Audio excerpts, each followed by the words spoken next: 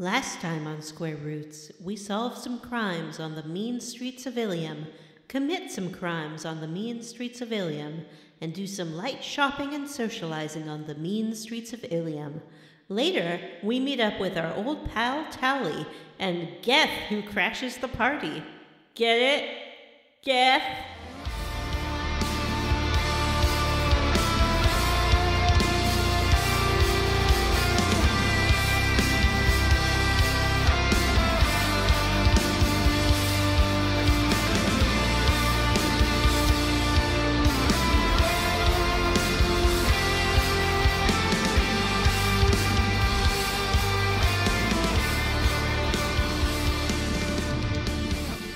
Everyone, and welcome to Square Roots, the classic RPG podcast. My name is Jim Banks. I'm joined by Matthew Van Zandt. Hello. John Erdnott Brandon. Groove is in the heart. Oh, come on. Don't introduce it into the show. And Vanessa. I'm Vanessa, and I had nothing to do with John introducing Groove is in the Heart into the show. And this is a podcast where we play and talk about your favorite classic RPGs one chonker at a time. Is it? I thought it was a podcast where we talk about our favorite inside jokes every week. That's kind of most of what our shows become, it feels like sometimes. Well, Speaking of, I think you should start introducing Vanessa as Lepity Moore. I am not Lepity Moore. Lepity Moore lives inside me, but I am multifaceted. Oh, speaking of Vanessa, I will not be reduced. I think Yes? we all owe Vanessa a round of congratulations for finally being cast in her very first video game.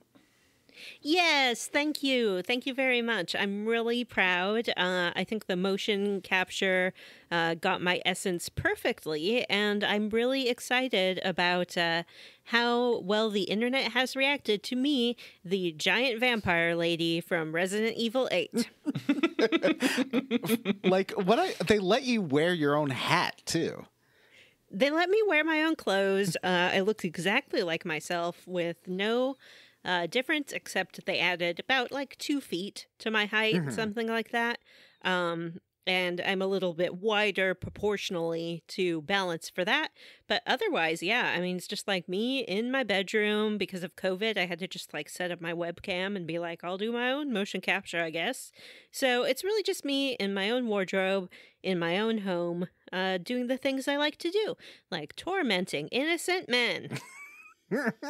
Yeah, the whole internet is going crazy for Resident Evil 8 Vampire Lady. Once again, Is she a vampire? Yeah, I think so. Is. Is she a vampire? Are we introducing vampires to Resident Evil now? Is that? To Wesident Evil? Yes. Yeah, that's what I said. Wesident Evil. I have to babyfy it or it makes me too scared. A vampire? Oh, no. Oh, no, it's Albert Wesker. Vanessa, was that baby talk or were you doing Cockney? Don't bite me, governor. Do baby Cockney vampire. Oi, it's me, baby That's vampire. So have you all Baby seen... Cockney Vampire will be replacing Baby Fresh Eyes on the show from here on out.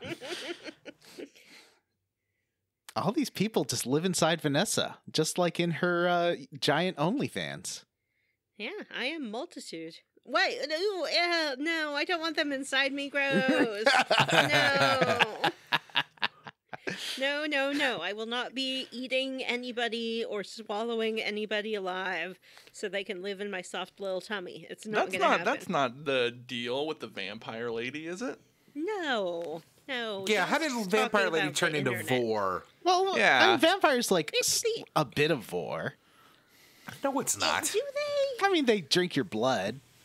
By that logic, any sort of cannibalism is vor. I mean, yeah. By definition, cannibalism is vor. Cannibalism? Cannibalism? Cannibalism is vor. Cannibalism? No, because last night I was talking about something, and I don't remember what it was. But I said eat, referring to a drink, and then Matt and you got on my case about how eating isn't drinking. So, there. Well, there I you go, remember listeners. what I said. You're right. I said there are no laws when you're eating cloths. That's apparently right. that was not okay. I assume this is a White Claw commercial because I don't watch commercials. Ain't no law drinking. No, it's just, I don't think it's a commercial. I think it's just a stupid saying people started saying. Okay. Yeah. Ain't no law when you're eating the claw. Like bear claws, the classic dessert. I'm Is the thirsty. bear I think I'm claw going a to eat dessert? this I thought water. it was a breakfast. Well, it's sort of like one of those pastries that you can have for breakfast, but it's sweet. Yeah, I guess you're right. It is a breakfast. I've never had a white claw.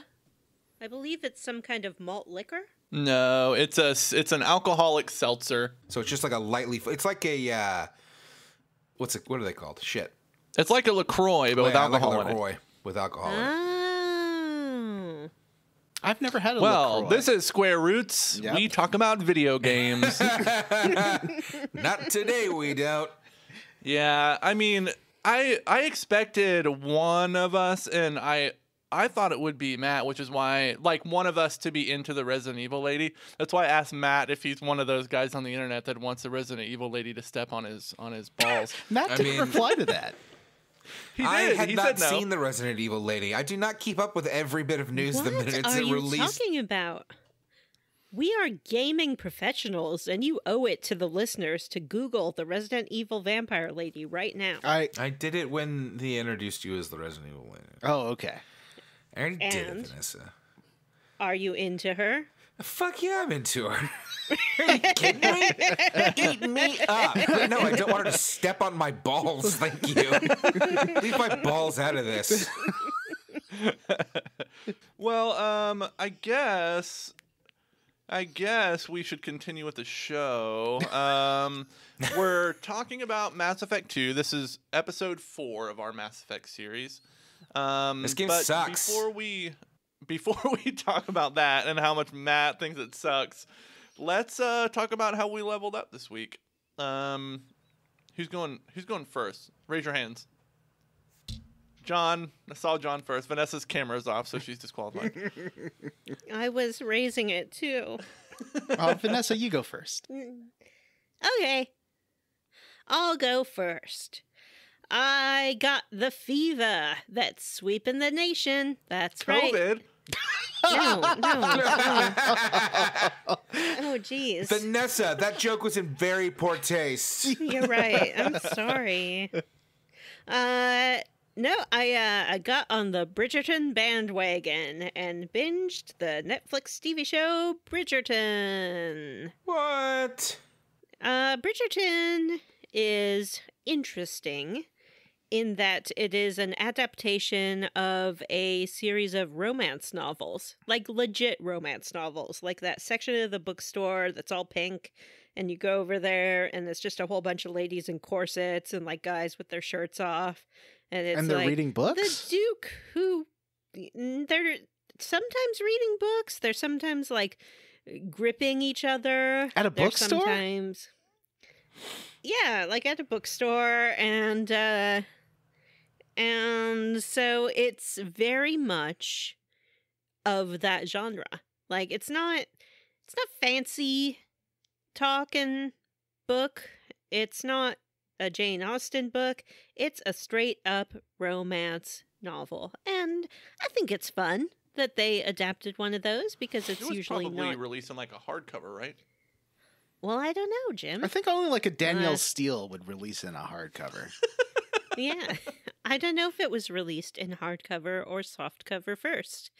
But it's a genre that is not usually paid attention to as serious literature because it's for women, and things for women are not considered serious or paid attention to.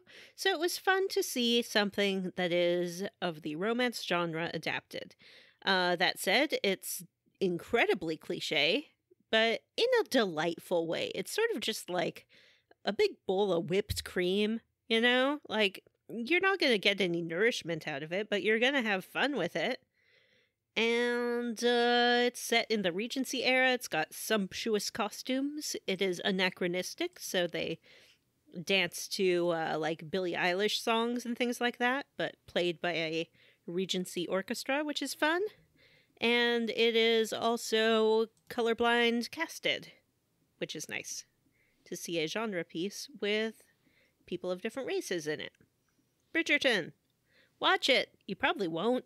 unless you're a lady. I heard it got picked up for a second season. Yeah, it did. It is very, very popular. It is sweeping the nation. Everyone is in love with the Duke, who is the sort of lead romantic character in it, and for good reason. He's a fine-looking young fella, and everyone takes their clothes off very much. Bridgerton. Is that on Netflix? Yeah. Huh. I knew once I mentioned people taking their clothes off, you'd be interested. Mm-hmm. Matt, how did you level up? Hey, I watched the new season of everybody's favorite Netflix show, Disenchantment. Bridgerton. Oh. I watched the third season of Disenchantment, and I rewatched the first two seasons because they're short, and why not? And hey, I like that show. It's pretty good, and the third season is pretty good, and sets up stuff for the fourth season, which I would not be surprised if it's the last season, because that's kind of how it goes with Netflix these days. But it's really good. Has anybody here watched Disenchantment? I think I saw a thumbnail of it. Is it a Matt Groening show? It is. It's a Matt Groening show. It is very familiar, to that Matt Groening style. Disenchantment is kind of them being like, what if Bender but a princess in a fantasy land? Mm-hmm. And then we can make jokes about elves and trolls and old goofy stuff and fantasy tropes and yada, yada, yada. But it's good. I like the first parts. Was this parts 1 and 2? I really liked. Mm-hmm. Yeah, he has gotten, or whoever the people he's working with, maybe, because I wouldn't be surprised if that old David X. Cohen is involved as well, have gotten really good at doing emotional stuff that's really good at building up the characters, making you relate to them and like them with their silliness, and then hitting you with the kind of an emotional gut punch. And this series, since it's not beholden to classic television structure, has been very much a long-form story and not everything returns to normal series, though it is still very episodic, but it does have several multi-part episodes, and it's good. It's not the best, it's not the best show on television. Sorry, I'm not going to sit here and be like, I love it, but it's good, and it's worth a watch. It's got some good jokes and some good feels and some bad feels and some good designs and a lot of familiar Simpsons and Futurama voice actors. In fact, I've been rewatching Futurama as well a bit, because Disenchantment was not something I could really watch when my kids were around, and I was kind of in the mood for that type of thing. And, so that's my level up. Futurama, great show. John, what about you? I have been really going hardcore into driving games lately. I don't know why. I think I've just been in the mood to, play for...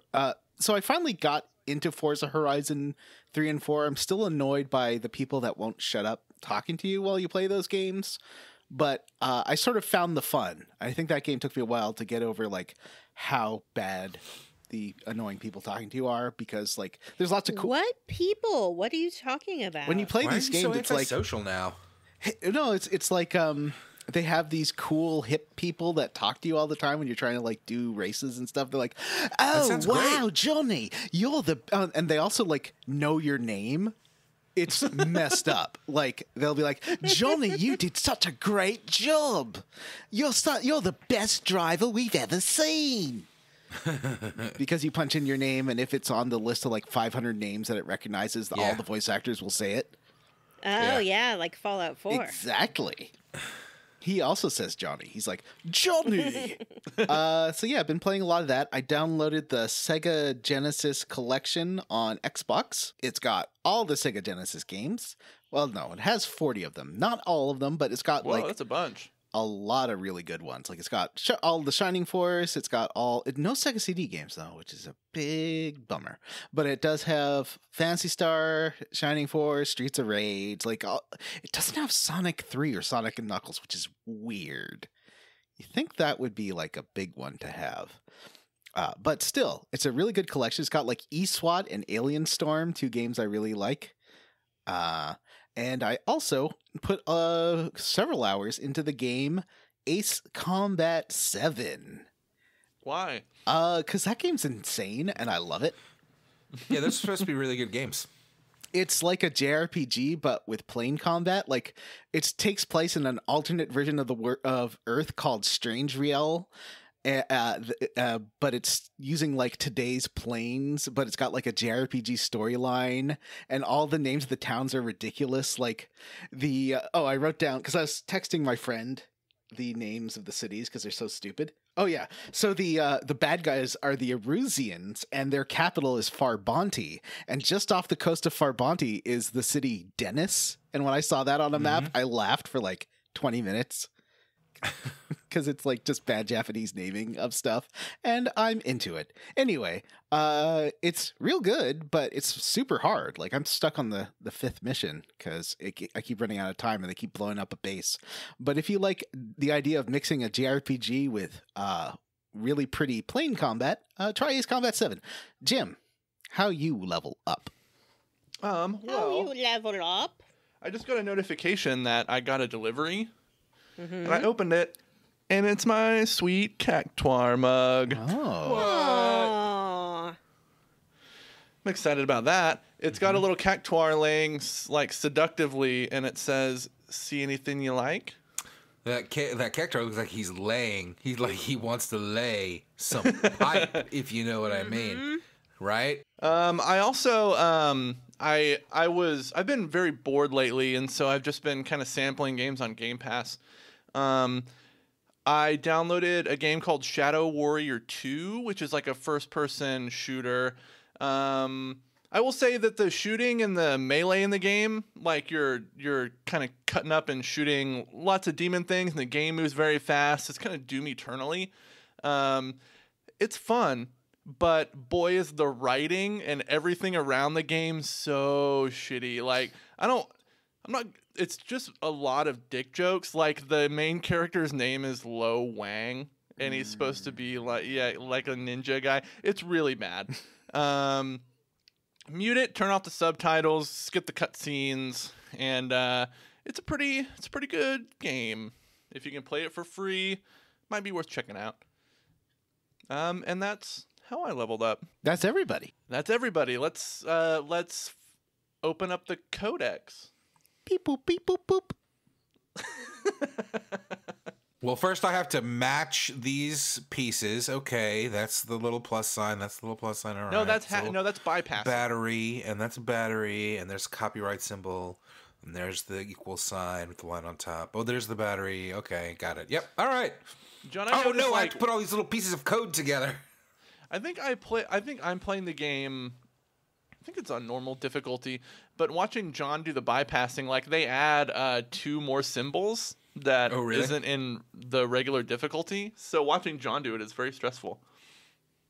There's a lot of challenge to this higher difficulty. Like, in a bunch of the missions now, if you get like a Krogan rushing you, and if he gets right next to you, especially since I'm a tech, so I'm not super strong, I get killed like in 10 seconds, not even a couple of seconds. Yeah. I don't have time. I mean, I don't want to rehash the things I've talked about in the last 2 episodes a bunch again, but I definitely died a bunch this time because waves of enemies come pouring in from every direction, and this game's camera is glued to your ass. It's really frustrating. Don't you want to see all that beautiful shepherd ass? Uh-huh. So you guys want to talk about some loyalty missions? Do I? So is that all we're talking about this week? Is just all loyalty missions? Uh-huh. Just some loyalty missions. Are we going to talk about all of them? Oh, we'll see how much time. Maybe. Well, we'll check in after everyone should do one. And then if it's like just at an hour, then we should probably cover the rest. I'll go first.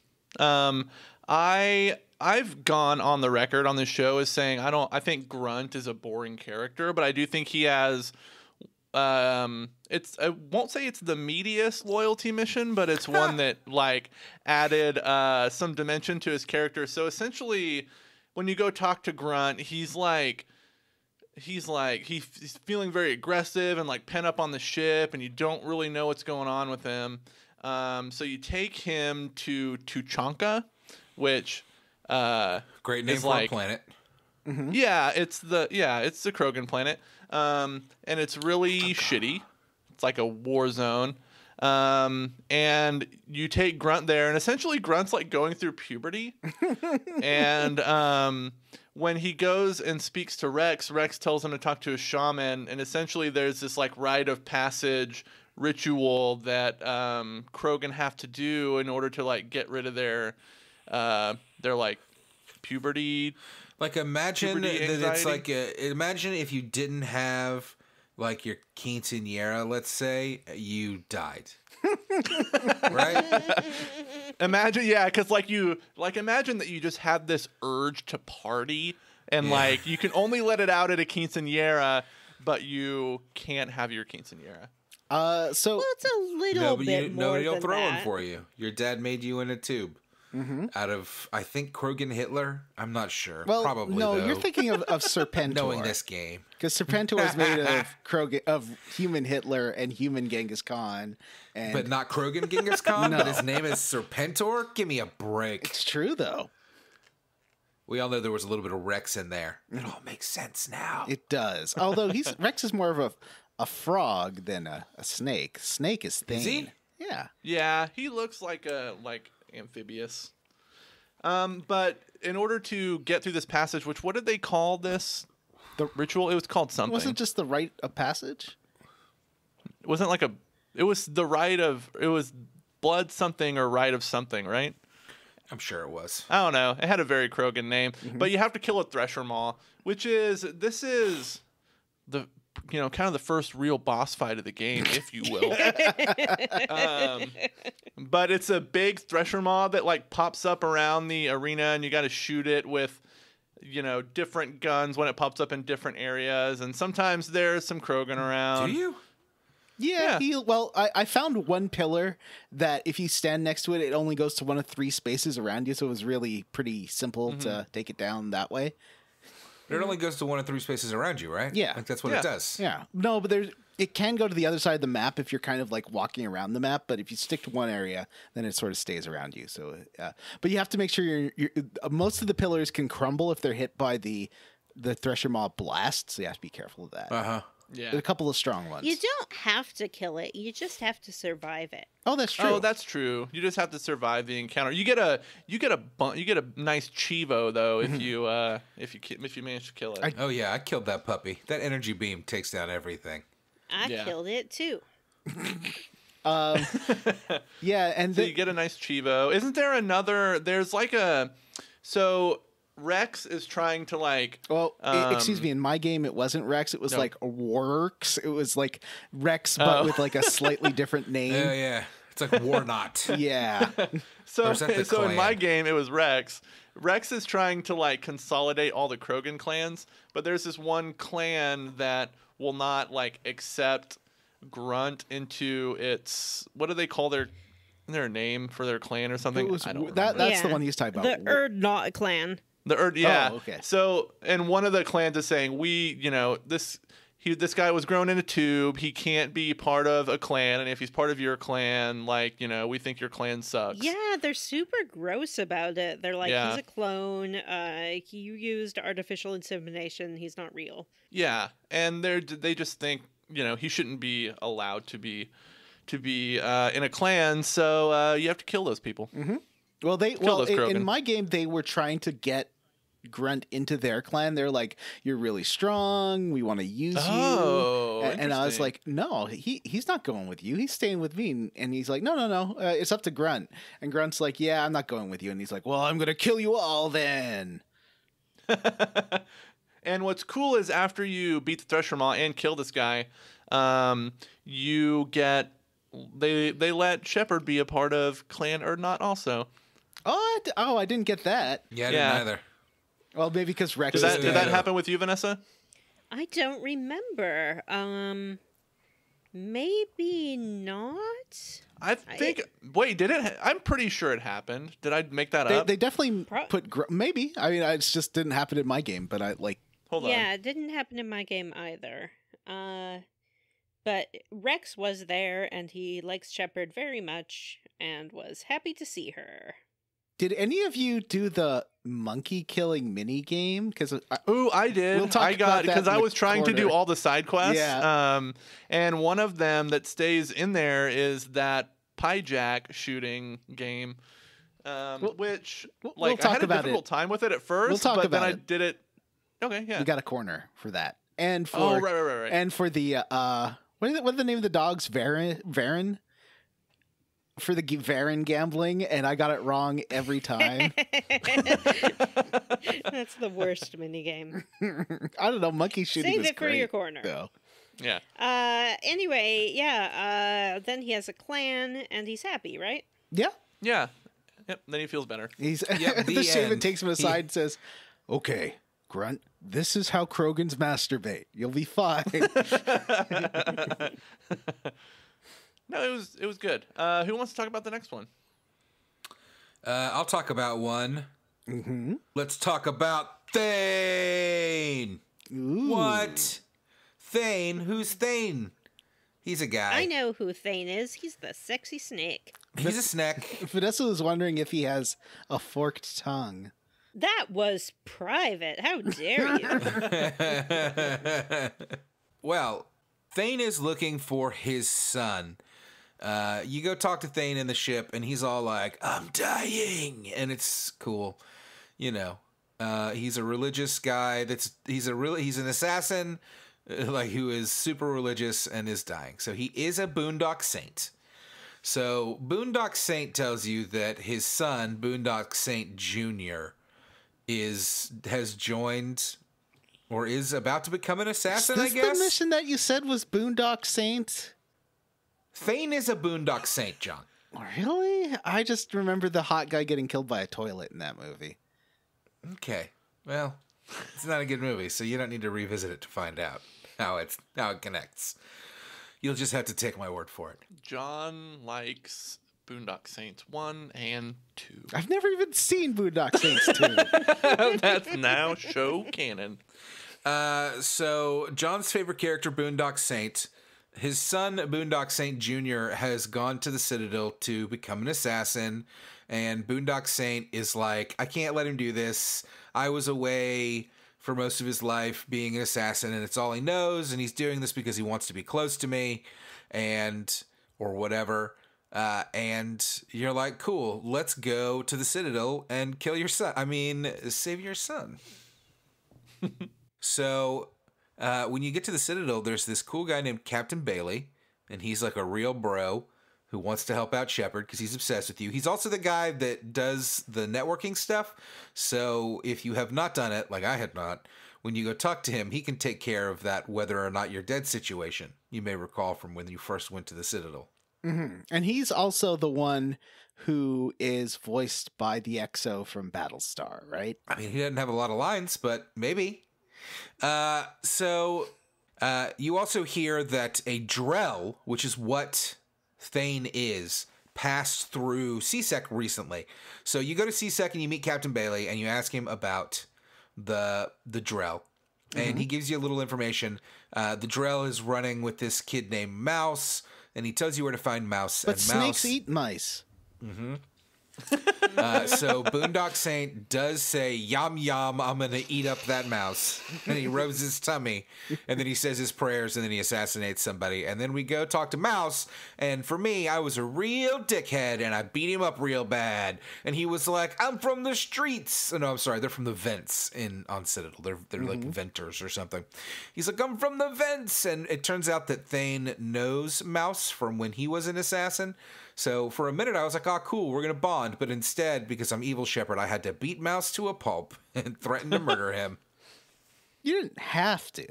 And then Mouse is like, please kill my guy that employs me, because if you don't, he's going to kill me for telling you. Spoiler alert.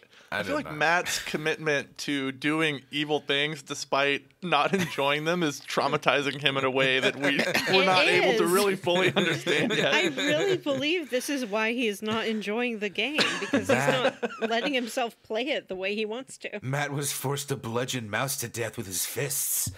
Now he wakes up in cold sweats. And Yeah, he's like, Mouse. So No, I played Mouse, this evil, and you didn't kill Mouse. You just punch him up a little. Yeah, you just punch him up a little, but he does beg you to kill his employer because he says he is dead if you don't. His employer is a guy named Elias Kellum, and that's the guy that's hired Boondock Saints Jr. to do an assassin. So Bailey has information, and he also works with... I'm sorry. Bailey, you go back to Bailey, and Bailey knows all about him because Bailey's on the take for this Kellum guy. He's been taking money to ignore Kellum's assassin ring? Some sort of criminal operation? It's pretty fucked up, Bailey. I thought you were a good guy. You work for the cops. Well, that's like an informant thing too, right? Like, no, he that says happens he's in on real the life take. all the time. No, that's when a cop pays someone Oh, to right. inform. That's It's not when someone pays the cop to not inform. Yeah, it's a reverse inform, but now probably who's legal. being naive? So he has So Bailey, you have to talk him into arresting this guy Kellum, and he's saying like, well, hopefully he won't know it was me that had anything to do with it because he'll kill me. But he does arrest and bring Kellum in, and then they put him alone in a room with you and Thane, and you can kind of decide how to play it. Obviously, I played it bad cop, and I beat the shit out of him until he gave me the information that I wanted. I really struggled with this because I played it good cop. Mm-hmm. Like, I told Thane to be good cop because I didn't want to make him be bad cop, but then I also didn't want to be bad cop. So we were just like, please tell us. And he's like, no. And I'm like, pretty please, though. And You didn't have any like blue refused. options? I had some, but he did not respond to them because I was just Oh. like, what if you tell us, though? Wouldn't that make you feel good? And he's like, no. So what happened? No. Eventually, mission? his lawyer showed up, and his lawyer was like, who the heck are you? And I'm like, oh, me, I'm a Spectre. And his lawyer was like, what the heck, a Spectre? Sorry, but Spectres are allowed to do whatever they want legally, and I can't help you out here. And then he was like, this was no. actually this was one of the few times in the game that I actually did a renegade action. It's the renegade trigger pulls are generally the funnest things. Yeah. That you can Yeah, I did intentionally ignore a few of them because I was worried about my gauge. But I But it definitely doesn't did balance this one. out, so you can do both, and it doesn't matter. Well, I didn't know that at the time, Matt. Yeah, you did. I played this game like a month and a half ago. You didn't want your La Charité gauge to get too low. Yeah. That's a Just listener joke. Well, anyway, Kellum has hired Kolyat, I'm sorry, that's Boondock Saints Jr., to assassinate a politician named Joram Talid, who's a big anti-human. And so you're tasked with, you have to hunt this guy down. You find him in the Citadel, and you have to like get up in the catwalks and Yeah, follow that's him pretty fun. from below, and like Thane is following him from somewhere else, and every time Thane loses him, he asks you to tag him because he starts freaking out, and you have to like be able to see him and hit the button to tag him, which I did almost lose him once, and it was quite tense. But you track Joram through the Citadel until he's alone. This like screwed up for me a lot. Like Me I'd too, watch, John. yeah, because you see him walk into a room and then he'll like just not move for 3 minutes, and you're like, I don't know what I'm supposed to do. And That then didn't like, happen to me. At with one me- point, he walked away and like I couldn't find the route to follow him. It happened to me like 3 times in a row where I just would like lose him. I had to like look online for like what I should be looking for because I just couldn't do it. Well, once you get through it, eventually, as you get to the end of it, he and his Krogan bodyguard who was with him throughout this whole thing, a Drell appears behind him and starts following him. It's clearly Kolyat, and like I don't know why you didn't just stop him immediately, because it's one of those like cutscene Shepard is incompetent. Non-cutscene Shepard would have shot him immediately. That's me, is what I'm saying. But you shout out his name, and then he sees his father, and he shoots the Krogan, and he grabs Kellum and drags him into a closet or something, like a room, a house, an apartment. And you walk in, and he's got Kellum down on his knees, and he's got him like he's going to execute him, and you get the chance to kind of try and talk him out of it. Or if you're me, you tell him, he's like, this is so good. I have to kill this man. And I'm like, well, you don't. And then I did shoot his hostage in the face, right in front of Bailey, who had come through the door. Bailey, the corrupt CSEC officer, and a couple of cops. I just blew that man's face off, and then the Boondock Saints Jr. was like, what the fuck? And Thane revealed that the reason he was an absent father is because his mother, whom Kolyat thought had died of some disease or something, I think, was killed by Thane's enemies to get to Thane, and then he did spend several years like wiping out the entire organization that was responsible for her death, but he was not around much as a father. And then you convince Bailey to drop all the charges against everybody and to hire Kolyat. As the way he puts it is like, I can't just hire him onto CSEC. And Shepard's like, no, but he can work for you. But they don't explain what that actually means. Yeah, I didn't understand it at all. Like keeping house, or I got an email about him later, and he was like acting more like an informant and kind of working with the kids in the vents and stuff. Sort of like a Baker Street irregular. So so he's good and happy, I guess. He did not kill that man, which Thane thought would like irrevocably scar him. But he was more than happy to let me put a bullet in him. The end. I don't know if Mouse got killed because I did beat that man half to death, so he probably was very angry at the person who sold him out. But I did not kill him, so I have to assume that he did kill Mouse. That's my tale. That's the tale of Thane, the Boondock Saint. He prays before he kills people a lot. It's really fucking obnoxious. That was a beautiful story. Vanessa, would you like to carry us away on another tale of loyalty? I would. Yay. I would like to talk about Jacob's father. Oh no, the worst mission in the game. For listeners, let me just say real quick, for listeners, this is the mission I think I played pretty much right before we recorded last week that had me going, I don't like this game anymore. But that feeling did carry over to this week, so. This one's, and I'm not going to get ahead of Vanessa, but I will say at first I thought it was going to be just like a funny thing where like, oh, everyone's stupid now and they're living in like these stupid clans. But it's way darker than that. Instead, it was way darker than that because that's what this game does. Everything has to be way fucking darker than it needs to be because this game was written by a bunch of fucking edgelords and I hate it. Vanessa, sorry. Unless one of those edgelords is one of our listeners. And then, you know what? Email us. squarespodcast@gmail.com. I still love this game. But anyway, content warning, non-consensual sex. So here we go. So Jacob's father was on some merchant ship that crashed on a planet years and years ago, 10 years ago in fact, and everyone assumed that they all died. But suddenly the distress beacon from the ship has activated. So Jacob wants to go check it out.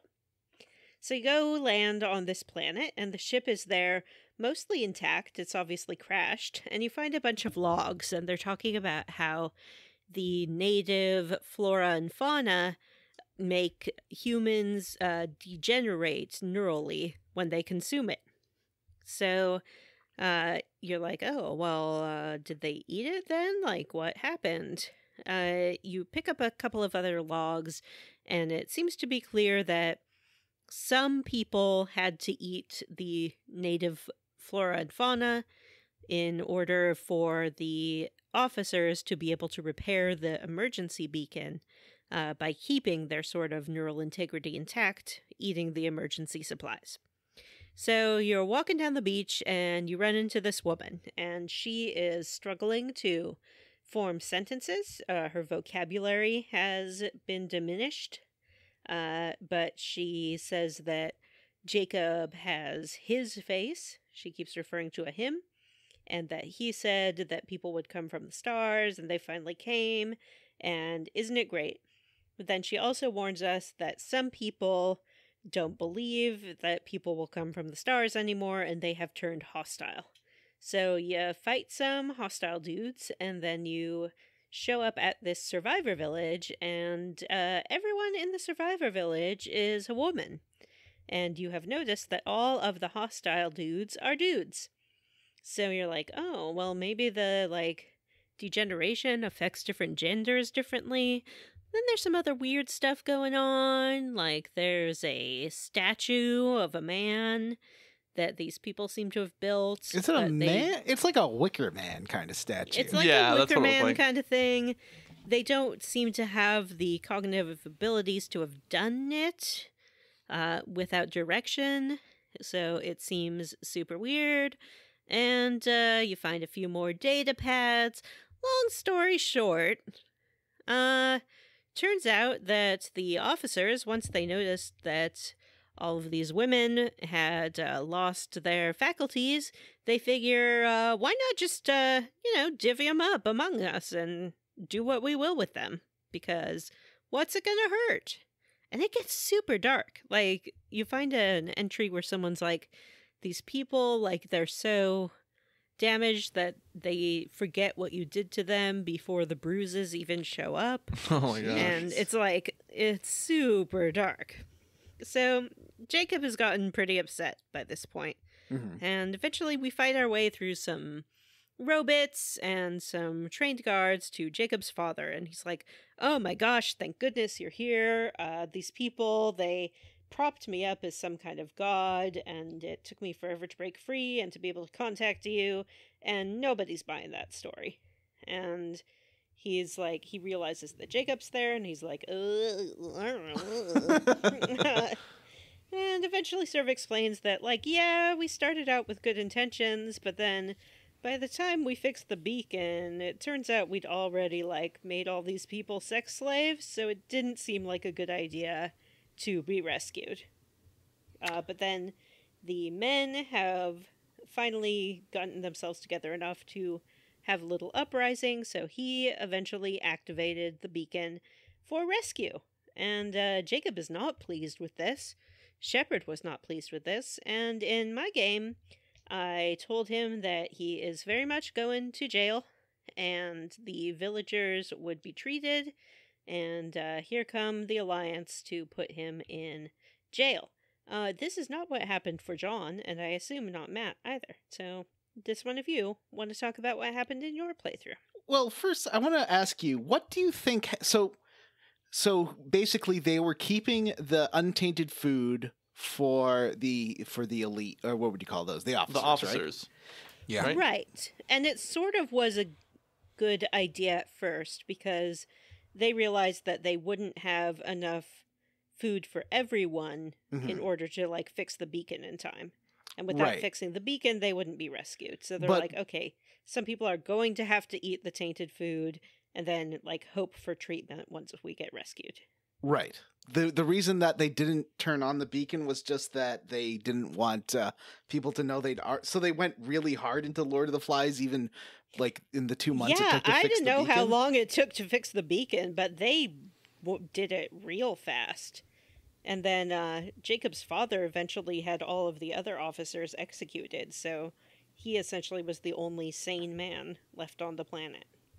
But it sounds like he went crazy. Like he didn't recognize Jacob. Like he was gone a little. Well, he hadn't seen But, Jacob. yeah. He wasn't around a lot for Jacob, I don't think. I don't think Oh, Yeah. it'd been 10 years, and Jacob's not 40. So the It's last been we saw longer Jacob, since he he'd was seen his father, Yeah, too, so I right? think Yeah. he'd been like away on missions most of his life. Yeah, it was something No. like that. Yeah, he makes it clear that he did not eat the tainted food. Jacob had hoped that he had, as maybe a kind of explanation, but that was not the case. Right. So with me, instead of getting him brought to justice, we did give him a gun, and he's like, "Well, there's not enough bullets in this gun to take care of all the hunters." Oh, yeah. And he Yeah. like, "It's not for the hunters." And so then he shoots himself. Dang. Yeah. I think that's letting him off easy, if you ask Yeah. me. I I agree. think he needs to stand in court and answer for his crimes. We should have forced him to eat the fruit. That would have been the good No. renegade answer. And then had sex with him. No, God. Jesus. Yeah, so this was I didn't know how to feel about this quest. I mean, it's good to talk about consent, but I don't know if this was the proper format to be doing it. And also, it didn't make sense to me that it was so gender specific, because it's future times, and you're telling me like every officer on that ship was a straight man. That just didn't pass the smell test. Yeah, I think that I agree with you there, Vanessa. And the game, like I said, I thought this was gonna be the funny one. You know what I mean? Like all these humans are just gonna be, running around and being like idiots, but it wasn't that, and it was disappointing. And it could have it could have very easily become like a space racism thing too, where they shoot all the Asaris or something. But and it wasn't that, thankfully. But yeah, it could have. I would have liked it better if it was the funny one. It definitely gives you the ability to say some things as Shepard that made me very uncomfortable that I still said. So like a lot of like, sounds like a great vacation. Yeah. Yeah. Like I can't imagine Matt like high-fiving this guy and then throwing up in his living room. Yeah, it's like we need these renegade points. You do still, you get those renegade points. You do still like you encourage him to kill himself, and he does. But along the way, there's a lot of like, well, sounds great, but you got caught, so wink. That's wish I could have been there though. No. Yeah, like a lot of times the like little extra comments you make to get 1 or 2 extra renegade points are so awful in this game.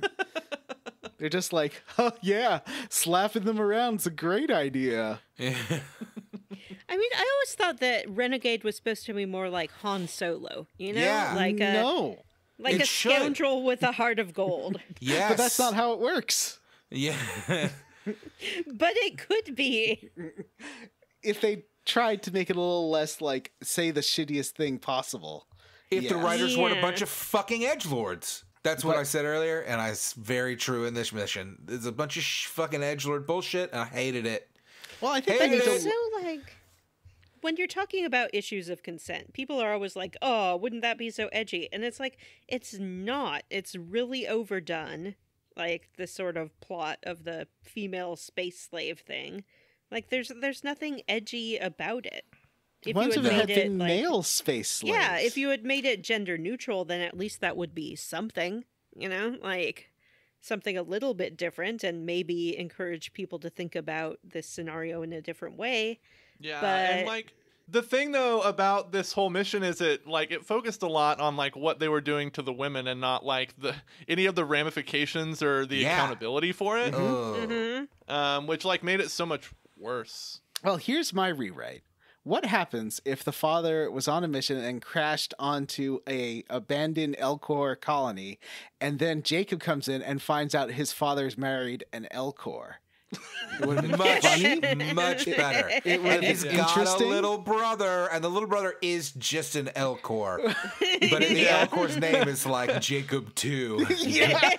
Excitedly, I have a brother. It could do what King of the Hill did, and then there's Hank and Good Hank. That actually would have been great, because Jacob's all like humanity first, like Cerberus dude, and having to deal with his father having a alien family would have been fantastic. That would have been great if he's like, meet your new stepmom, Jacob. And it's like an Elcor walks out.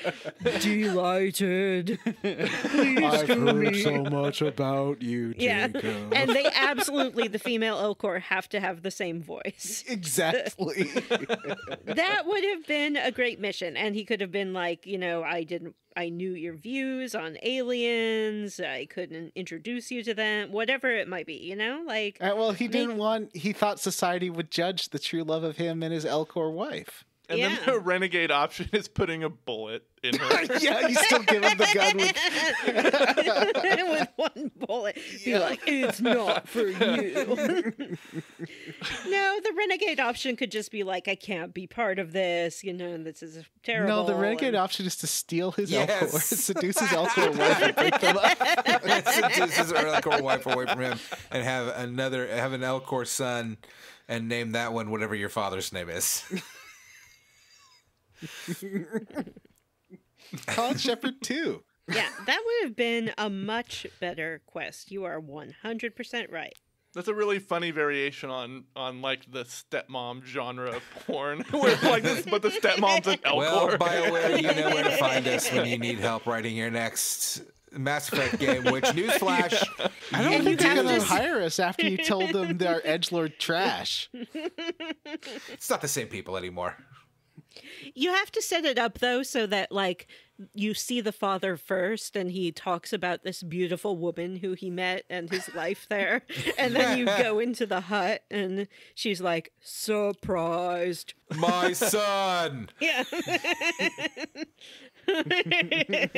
Lustily. And then there's just You're like a younger version of your and then father. the dad's like, I need to go into the office, and then you walk into the tent and catch your Elcor stepmom changing her clothes. ooh. Then things get steamy. And then there's a good 2-minute makeout scene between Jacob's dad and the Elcor. Yeah. Where he's trying to figure out where to put his hands.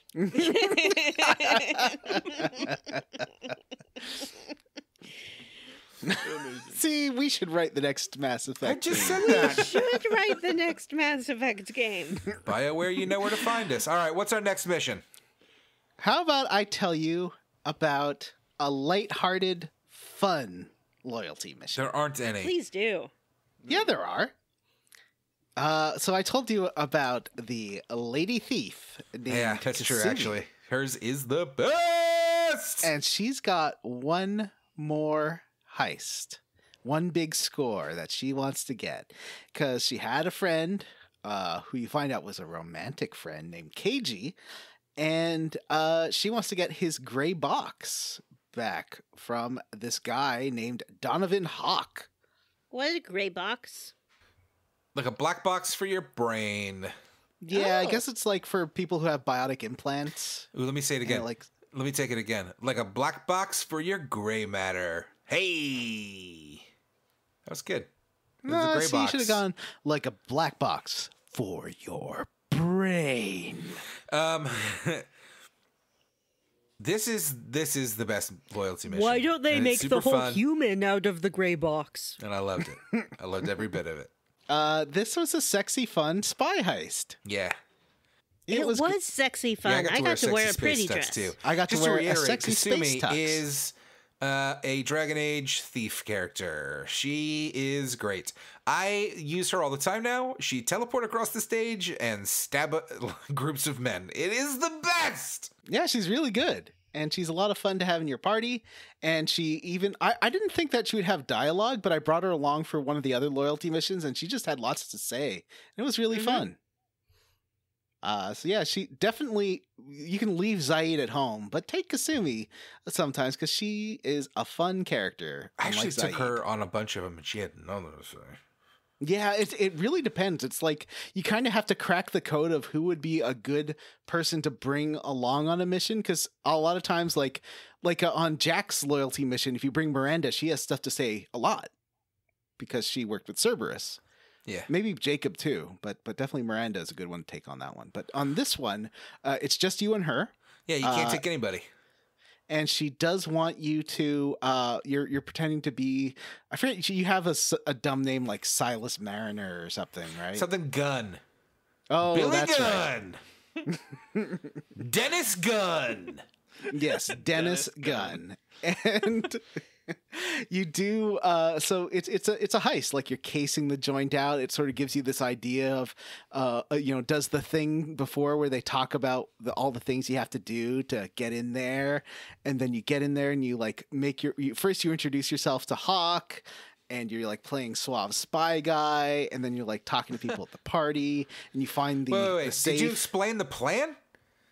Well, the plan is to break into a safe, but you need to see the safe first in order to know what. You bring along a giant golden statue of Saren. Oh, yes, and that's all right. of your guns and equipment are hidden in the bottom. So when you get there, the what's this guy's name? Who's this guy? Hawk. Donovan Hawk.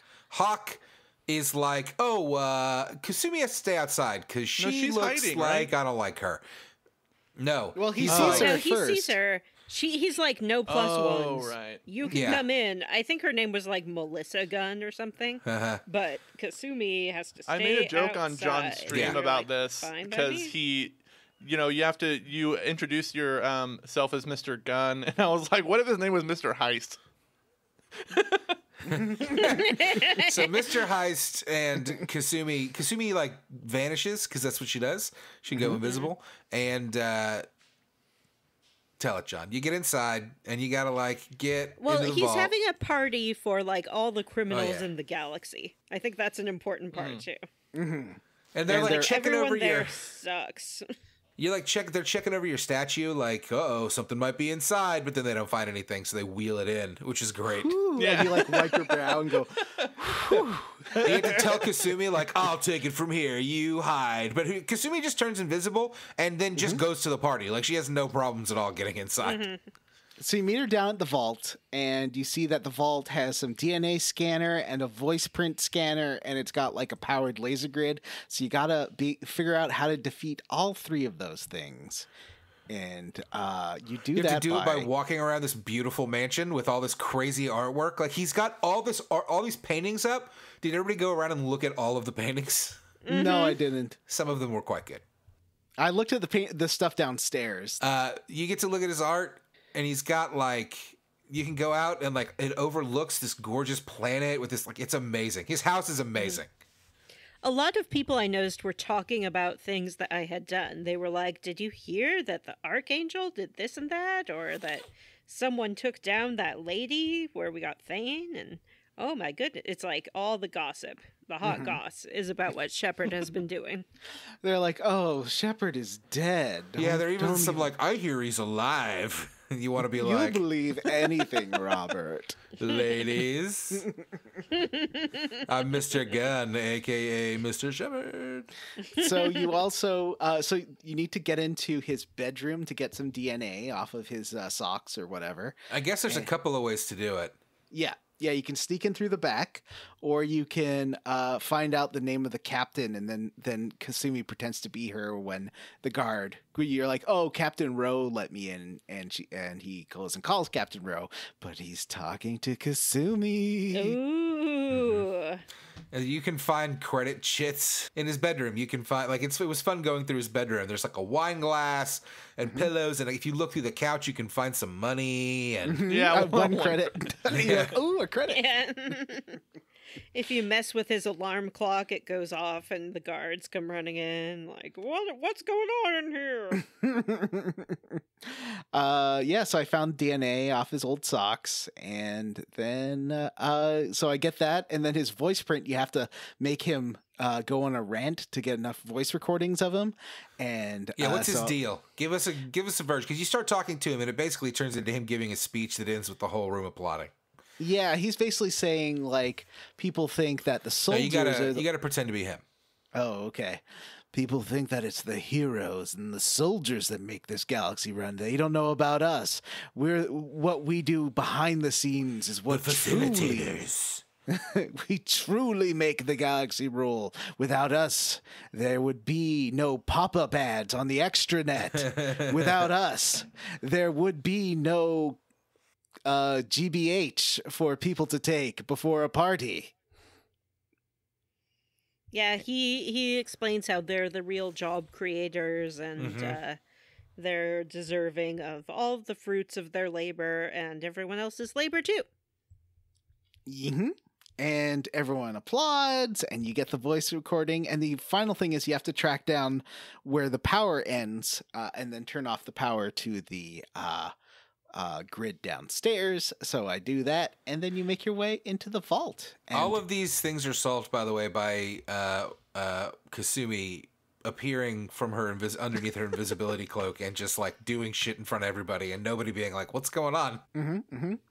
Well, when we get to Morden's loyalty mission, I had Grunt there, and no, Grunt seems to be okay with a whole lot of weird stuff, but we'll get there. So we go downstairs, and now that the vault's open up the vault, and wait. First, you open the vault, but then you have to change into your outfit. Got to change into those shepherd clothes. Yeah. So I did put on my sexy shepherd clothes and go through the vault, and he's got all sorts of crazy art. It's very nice, including a statue of a Dragon Age ogre. And Shepherd's like, that's I what that wouldn't want to was. run into this thing in a dark alley. Oh yeah, Michelangelo's David with his penis there, broken off. With his penis broken off. There's one of the heads of the Sphinx. And the big reveal hanging at the end of the hall, the giant head of the Statue of Liberty. Didn't And you fall small? down on your knees and you're like, damn you. You blew it all to hell or whatever. That terrible I fucking thought the Statue of line is. Liberty head would be bigger, because don't the whole Ghostbusters team fit in there in the crown? They do. That's where they blast that great song. And they use a Nintendo controller. Yeah, the NES Advantage. You could also find a cool submachine gun and like a data pad that has something on it that for me was like, maybe you'll find who can use this. And I was like, oh, I guess that's a side quest. And what else do you get? Oh, you find the gray box there amongst the treasures. And when you get that, unfortunately, the great and powerful Oz appears. Let me say, she also explains in mission here that it's got all the memories of her boyfriend, but it also has a secret, and she wants to know what that secret is. And that's why I guess Hawk wants it.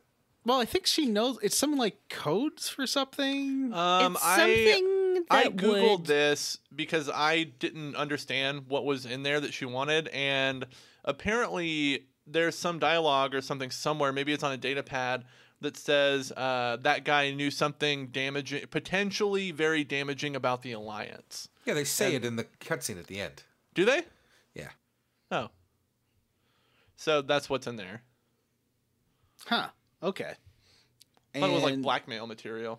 And this guy's like Hawk's been trying to get in there, but he can't crack it because it needs like not like a password. It's some kind of thought or a memory that Kasumi can unlock it with, Or even a smell. Ooh. So then the great and powerful Hawk appears in a big hollow head. He's like, boy. Oh wait, isn't he? Is he in his warship yet? No. This is just okay. him. He sounds a giant face. Space South African or something. He's like, I tricked you, didn't he? I thought he sounded like he had like a Spanish accent. I thought he sounded like a Kiwi. Oh, maybe. I thought he sounded like a man. Right. And then Captain Rowe, the lady that Kasumi impersonated, comes in and you shoot her up, and then you make your way through his base and you're blowing things up. The best part was when the giant head shows up, he's like talking shit about how like you're fucked, and to shut him up, you can pull. I think it's a renegade pull of the trigger. You blast one of his priceless statues to pieces, and he's like fuck. It's pretty good. Yeah, that was a lot of fun. And then you start blowing holes in walls to get out, which is also pretty fun. Yeah, you got to make through. Oh yeah. He comes over the intercom and he's like, "What are you doing down there?" Yeah, you have to use a gun on that Wall. tank, right, to blow a hole. And it in the has wall? to be a heavy weapon, I think, to blow up the tank. I think. I used the like little Mako that was in there. Yes, yeah, so did I. Oh, I didn't. I just used my heavy weapon on it. Yeah, you can use the Mako cannon in there to blast a hole in the wall. Yeah. Well, I guess if you are out of heavy weapon bullets, that's probably the better way to do it. So you get through. I mean, there. also it's the better way to do it because it's awesome. Yeah, it's way more fun. And you get up to the roof and you try to radio Joker for help, but he can't hear you. So you do have to fight Hawk, who is in a gunship, but he's got an impenetrable shield that keeps recharging. I thought this was hard. Yeah, me too. The enemies spawn from random directions, and that really fucked me a lot. Because when you're playing it as a Vanguard, you're teleporting around, and you just find yourself like... you do a lot of teleporting around, and I find myself like with my back to something and be like, and like running around a corner, and then it's like, oh no, 3 more guys popped up from where you were. Oh, okay. Yeah, like every time I'd find a place where I could like cheese his warship a little bit, like there were like enemies would come from that direction. But you don't really have to fight him. Like you can just avoid him entirely and fight the I think you have to waves spawn off. his like shield recharge. You do. thing. You have to like you have to trigger his recharge, and then that's when the next wave comes. And eventually, Kasumi realizes they won't be able to take it out with weapons. So what they do is she jumps onto the ship to take him out. And that's pretty cool. Yeah, she like does some Mission Impossible shit and like climbs some pipes and backflips off of it and lands on it, and it tries to swing her off, but her grip's too strong, and then she, I don't know, puts a grenade in it or something and jumps away. It's great. She's awesome. Yeah. She is great. And so you blow it up, and Hawk is dead, and then Joker comes down in the shuttle to save you. The end. Oh, John, it looks like it is a South African accent. Okay. That's fun. That was my guess. Do you want to go through the other ones real fast? Maybe. Yeah. Yeah. Vanessa, do a Morden. Okay. Morden has a former student who is somewhere on Tachanka and has Tachanka. been Tachanka and has been kidnapped, according to Morden.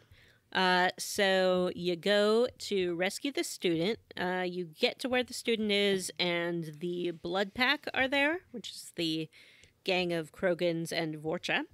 And you start fighting your way through this old hospital that they're hanging out in, and you come across some Krogan what have been experimented on. And it becomes clear that the Blood Pack is trying to cure the genophage, which we have talked about before. You come across a male Krogan in a little cell, and you're like, hey, we got to get you out of here. And he's like, no, I have to stay because I can help cure the genophage by being a test subject. And Morden is sort of having a little crisis of faith during this whole thing. He's like, no, the genophage is real good. And you're like, look what people are willing to do to cure it. Are you sure it's good? And he's like, yes, very sure. Well, that's All not what my science shepherd says was it's like, sure. damn right, and then gave Morden a high five. Yeah. Yeah, so I guess it depends on your shepherd's personality. I mean, you got to give him some credit that he's like, I'm not trying to eliminate them. I worked really hard to balance it so that so that the population would not die out. It would just stay very low. Yeah, it's population control. Yeah. So you eventually get to Morden's student, and it turns out he has not been kidnapped. He is there of his own free will, and he's like, what we did was really awful. The genophage sucks. I'm here to cure it. I've been working real hard on that. And you sort of can scold him a little bit for working with the Blood Pack, but my shepherd was like, yeah, you should cure it. It's a good thing to do. And he's like, yeah, I will. And Morden wants to kill him. I was like, Morden, how about you don't? So he didn't. And then he's like, okay, but what are we going to do with all this cure information? And I was like, why don't you keep it, buddy? And maybe you can finish it up sometime. And he's like, gee golly, okay, I'll keep it. That's not what happened. What happened to you? Morden was like, I'm going to kill my associate. And I'm like, all right. And then he like holds the gun for a while, and like the prompt keeps Looks coming at up you. to Paragon it. I'm like, just looking at my watch, and then get on with splat. it. He gets all splattered all over the screen, and then he's like, well, what do you want to do with this data? I'm like, delete it. Come on. So we deleted it. And Interesting. Morinth's like, so you're saying I did the right thing? I'm like, yeah. Wink. High This five. was one where I was very satisfied with every decision that I made. So I shut down the experiments, but I kept the data. I didn't kill his former assistant, but I made him feel real bad about it.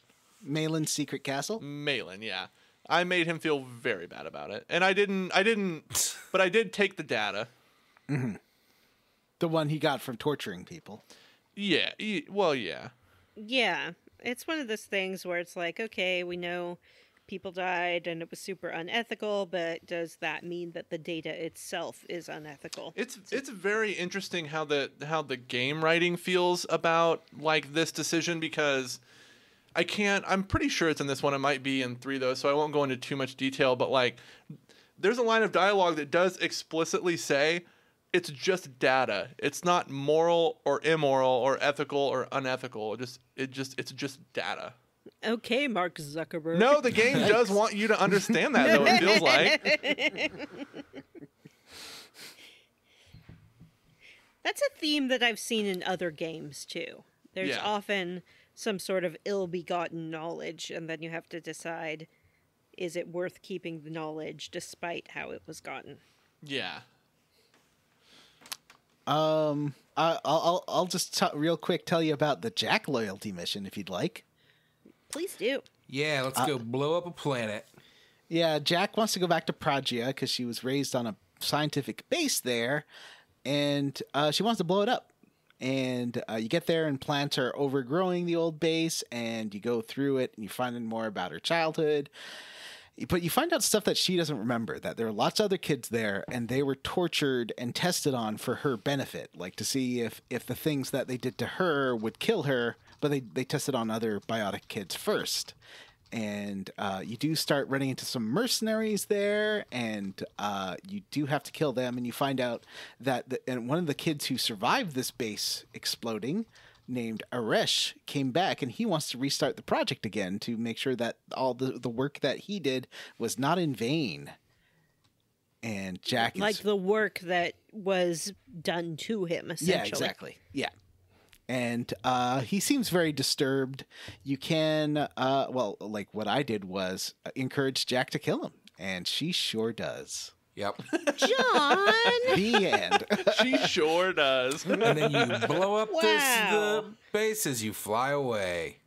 Heck no. There's a That's bit not of what like happened to me learning. at all. There's a bit of learning, like, ooh, Jack was experimented on, but she was like the prime experiment, and all the kids were there. The other kids that she thought, she had it all mixed up, where she thought she was just like, she thought she was really shitty, and that's why they treated her differently. But really, it's because she was the prime, she was the experiment, and the other kids were there just as part of the experiment, and she did kill a bunch of them on her way out the door. Yeah. Yeah. Yeah. And also, she thought that she had broken out all by herself, but it becomes clear that the other kids had sort of started this riot. Mm-hmm. And she's also like, the other kids always hated me. I didn't understand why. It's probably because they knew that she was the reason they were being experimented on. Right. Yeah. Well, I did not have her kill this other guy. I was like, hey, how about you talk it out? Because you've both been super traumatized. And he was like, okay. And then he left. You can reminisce with Jack over all these items in her room. And then she did still decide to blow it up. That's good. Yeah, that's what I did too. And it's a huge explosion. Mm-hmm. She apparently left some kind of atomic bomb on there. Yeah, or it's a like mass the bomb. biggest explosion. It's cartoonishly huge. Mm-hmm. And you're flying away, and she's like playing with the trigger, and then she hits the button, and Shepard's like, "Not yet!" And, like has to bang on the door. That was be like, actually that's a "Faster, really faster." well done cutscene though. The way that she's kind of fiddling with the detonator, Yeah. and then she finally does it. I liked that scene. Yeah. You're like, we gotta go faster. Yeah. Well, I guess we could talk about Jim. Did you do Garrus's? So Garrus, when you meet Garrus, he mentioned he was part of like a crime fighting team, but then like he feels guilty because like some job went wrong and most of his crime fighting team got killed. And you find out that the guy who's responsible for selling them out is he on Omega or Ilium? He's on the Citadel. Oh, he's on the Citadel. And you can and Garrus wants to assassinate him. So you can either let him be assassinated, or you can try to like stay in between like basically block Garrus' shot the whole time while you're trying to like get this guy there's to more say. to it. Do what? There's but do we really need to talk about that?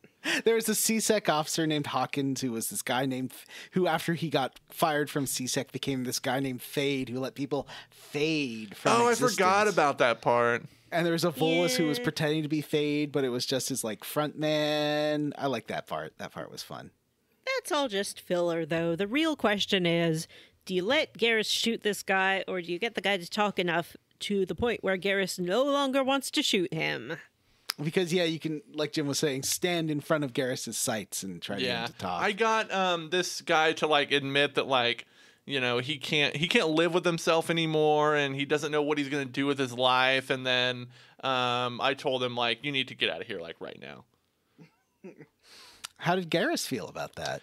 He was upset at first, but I think he understood the agony that this guy had been going through and realized that maybe murdering him, while justified, would not make him feel any better. Yeah, Shepard was like, you don't need to shoot this guy. He's already dead. Yeah. Because he's living a terrible life. He seemed okay.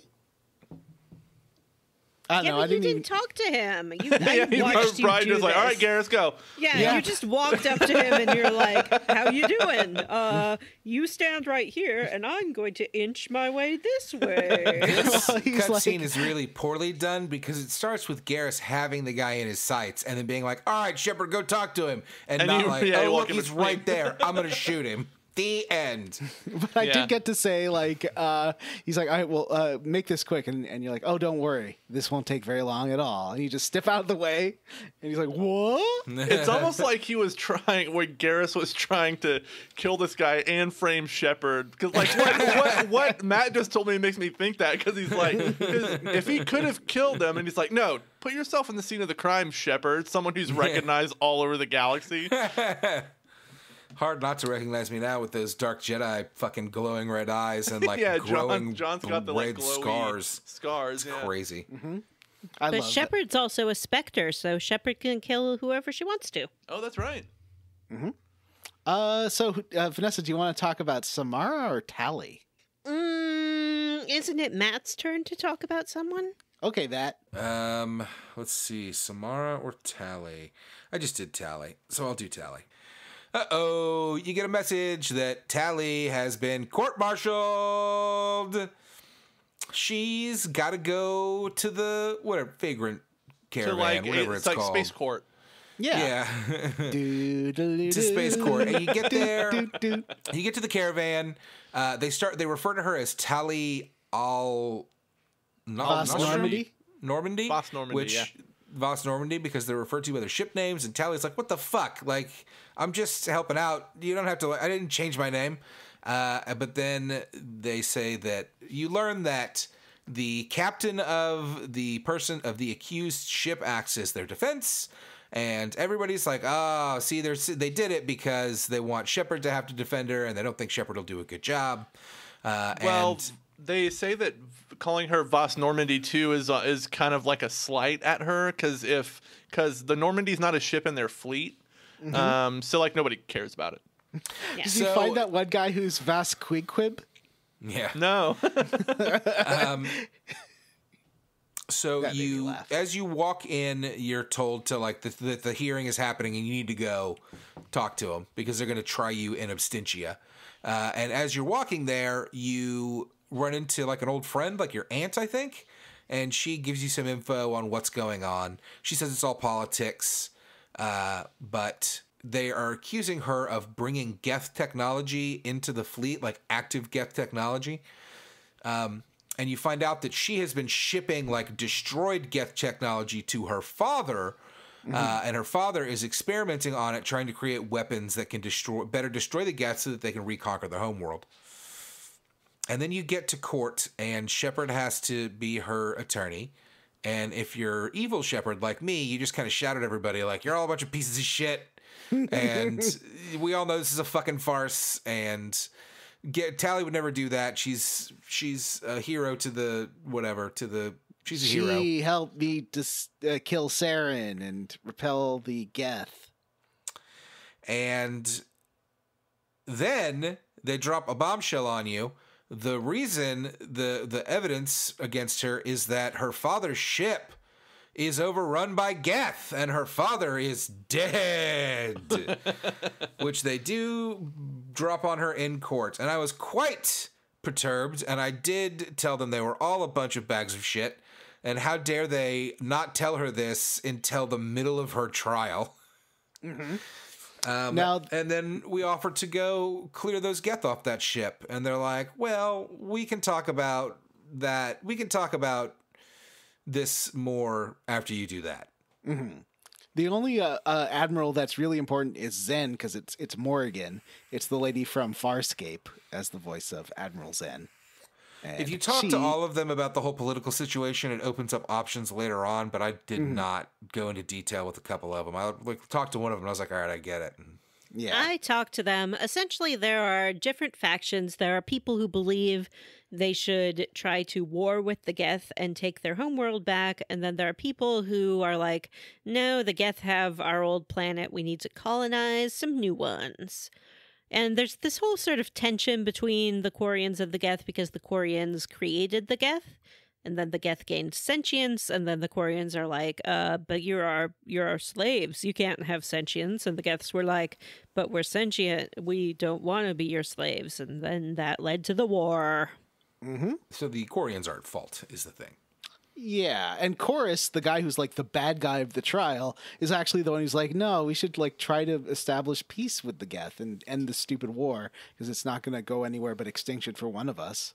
Right. And part of what's going on is that Tali's father was on the Admiralty board. So with his death, a spot is open up, and it's all about picking who will fill his spot, because then that will be the tiebreaker vote between war or colonization. And Tali doesn't want to believe that her dad was doing like experiments on living Geth. But you get to the ship, and guess what? Tali's dad was doing totally experiments on was. living Geth. He was like hooking them up and bringing them back to life, and then experimenting with viruses on them. And you get a recording of that, and you fight off a bunch of Geth, and it's super easy. This is probably the easiest mission in the game for me so far. Yeah, it's like 5 rooms. And they also all just come from one direction, which is nice. Yeah.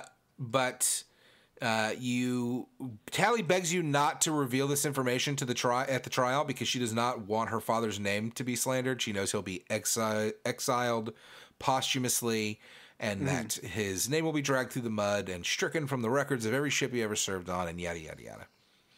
And there are Paragon and Renegade ways to save this so that you do not reveal the information and you do free Tali. But I did not have enough points in either one, which is crazy because it's the last loyalty mission I did. And I'm like super fucking evil. But anyway, so I did have to pick the Renegade option of revealing all this information in court and ruining her father's name, for which she is very angry with me and has decided she is not loyal. Oh. I did the same thing with Miranda, who is also not loyal for some reason. But I forgot to mention at the end of the Jack mission, Miranda and Jack totally get into a fight, and if you don't have enough points to the Paragon or Renegade options, one of them will become disloyal to you. Ooh. that might be what happened there. Yeah. Yeah. Miranda became disloyal to me, but I did some DLC and then had enough points to convince her to come back to my side. I was like, Miranda, you didn't really think I was siding with Jack, did you? And she's like, oh, I'm so dumb. Of course you would have had to pretend to because Jack's an idiot and I'm so smart and beautiful. And I was like, yeah, you got it. So I did kind of betray Tally and revealed everything to her father, and it seems like this is going to really splinter the Quarians now, because some of them want. I encourage them to keep the data that they use to fight the Geth, and some of them, as John said, want to not fight the Geth, and others they're going to splinter more because of my actions. That's because I'm a renegade, baby. I guess that's what I do. What's the Paragon option here? I gave a beautiful flowery speech about how Tolly was great and the whole galaxy has changed the way they think of Quarians, who are generally experience a lot of prejudice because they don't have a home world, I guess, or because they created the Geth. I was like, Tolly is a hero for everyone in the galaxy. She's the most famous Quarian. You know that this is all about political posturing, and you're just hurting yourself by lashing out at her and making her your scapegoat. And unanimously, everyone voted for Tolly to stay in the Quarian society. Well, I did that, except I yelled at them more and called them stupid. Yeah, I mean, it's one side of the coin. So that's Tally's mission. That's Tally's mission. Let's talk about Vanessa. Yes, Vanessa, tell us about Samurai. Let's talk about Vanessa. Mm-hmm. Yeah. How are you? How's your cat? How's What's your mom? Vanessa's loyalty mission? Yeah. Getting her cheese? Yeah, it's getting me cheese, getting me an assortment of cheese, and if you bring me subpar quality cheese, or if you don't balance the cheese plate correctly, generally that means one hard, one soft, like a brie, and then something in between, or a little bit interesting, like say, Can I go renegade and give you Ritz crackers with the cheese? Oh my god. Renegade is like you just throw a slice of American cheese at her. Oh, I can feel the plastic wrapping on my skin. All right, Vanessa, tell us about Samara. Samara is hunting Samara. down her vampire daughter. Ardat Yakshi. The Ardat Yakshi. She's The like, guess Jedi what? is hunting down her Sith daughter. Yeah. She's like, I found my Sith daughter. She's on Omega. Let's go get her. And you're like, okie dokie. You get there. There has been a murder of a young woman, a young sculptor with a lot of promise. And so you go to her apartment, talk to her mom, and her mom's like, yeah, I don't know what could have happened. You go investigate this girl's room and find a whole bunch of love letters and things like that between her and Morinth,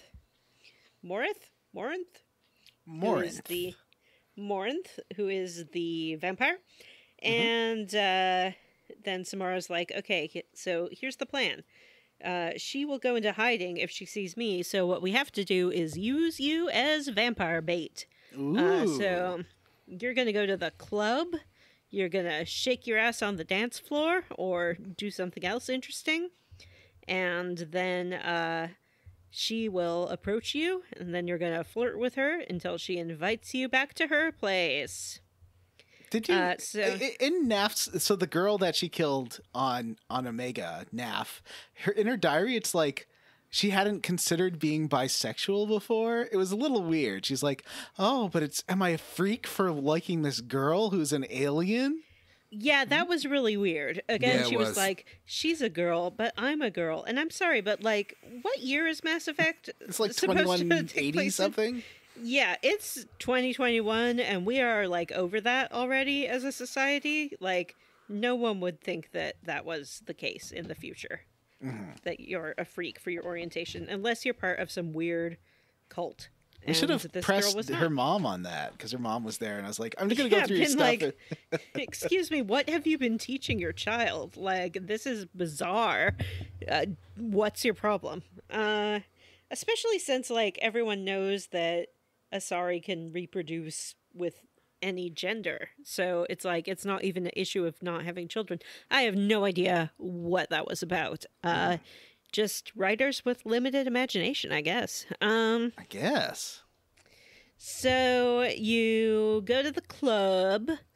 Well, there's one thing I remember though. When you are going through the room, the mom's like, "Oh, please be careful with my daughter's stuff," and I'm like, I'll do what I have to do.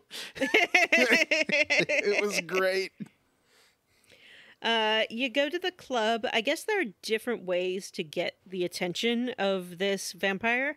The way I got her attention is this one guy wanted me to go over and talk to his friend for him, who was a journalist who was meeting with some crime boss, but they were on to her. So he had me go over and give her the secret phrase to make her flee the scene. And then I also sort of got into a bar fight, but it was a verbal spar where the guys were like, "Hey, human, what's your problem?" And I was like, Paragon, I don't think we actually have a problem, do you?" And he's like, "We don't have a problem." So then this vampire came to talk to me. I remembered different things that she was interested in, like a particular band or an artist. Well, you have 5 options, and 3 of them are one's like art, music, and something else. And the other 2 are just a cars and family. You might want to stay away from those 2. Yeah, so I didn't talk to her about those. We talked about art and music. She likes emo music. She likes violent videos. She likes nudity. I don't remember exactly what she likes. She liked like a beautiful period piece called Vaid, and she liked the band Excel 10. Yeah, sounds like Matchbox 20. She likes Matchbox 20, and she likes I don't know. Hieronymus Bosch paintings, I guess. So that was Elcor sculpture. She likes Elcor sculpture. So you go back to her place. You can walk around her apartment and look at all her stuff, and she'll talk about it. And then eventually you need to talk to her. And we know from Samara that these vampires can put you under a glamour. So you're supposed to avoid her glamour. She's like, "Hey, don't you think I'm hot?" And you can be like, "Nah." But if your Paragon or Renegade points aren't high enough, you have to be like, "Yes, I do." And you have to have like super high Paragon or Renegade points to get past this. I had enough to resist her thing the first time, but I think not the second time. No, actually, I think I did, because I said something and she's like, "Why would you say that? Like, tell me the truth about what's going on." I did the same thing. And then her mother bursts in the door, and her mother's like, "Surprise!" and kills her. The end. Yeah, I'm going to try and do a different way through this, but I'm going to have to do all the DLC to get my points maxed out. That's right. There is a version where you can... I was not able to do it either. Change your party member. You can change it, but she looks the same, right? No. I think it says that... What I read said that she's like disguised as her mother. Yeah, I think she doppelgang or something? I didn't realize that. Oh my gosh, that's the worst. That takes all the fun out of it. I know. Jim is horrified by the idea of a woman who looks just like her mother. No, but like wouldn't it be so much cooler like every time you're supposed to see Samara, you see Morinth, and then you just still see Samara? That's boring. Yeah, it is a little boring. Maybe she could have like a cool scar or something, so you know it's or she'd like wink at you and all that. Yeah. Wink. She'd be like, "Yes, I, Samara, support your decision, Commander," and then wink. We'll get right, back to one that. left, and I didn't do it, but can you run us through it real fast, John? Which one, Zaid? He's the last one, right? Yeah, so Zaid founded, I think, the Blue Suns, or was the Eclipse? He founded one of those mercenary groups. Yeah. But Blue Suns. He got betrayed by his partner, and he wants to go kill his partner. And you get there, the only real renegade Paragon choice you have is to help people or not help people that want to escape this blowing up factory. Yeah. Will you save the people in the blowing up factory or not? And I did not, and it wasn't that fun. You just hear their tortured screams. Oh boy. Yeah. Yeah, I saved them, and then he was like, I'm so mad at you. You're never going to have my loyalty now. And I was like, I don't think I want it, asshole. I want Matthew to do it and then lie awake at night hearing the tortured screams of the NPCs he couldn't save. Pass. And that's it. So then you go find his partner, and they get into a little bit of a fight, and then he kills his old partner, and that's it. That character sucks. And the whole reason for Zaid was like, if you remember in the 2010s, like when you bought a game, they're like, oh, we'll give you this thing that you only get if you buy it new. It's a one-time code that comes with the game, and yeah, but it's just this character who has no lines, and if you bring him in your party, he doesn't say or do anything. He's awful. Yeah, it was their anti-piracy attempt. Now, with the rise of digital purchasing, it's the ultimate anti-piracy. So, where are we playing to next time? Well, I think Matt.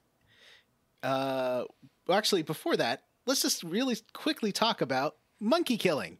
Oh, in John's bullshit minigame. Matt, come on. It's not on the thing.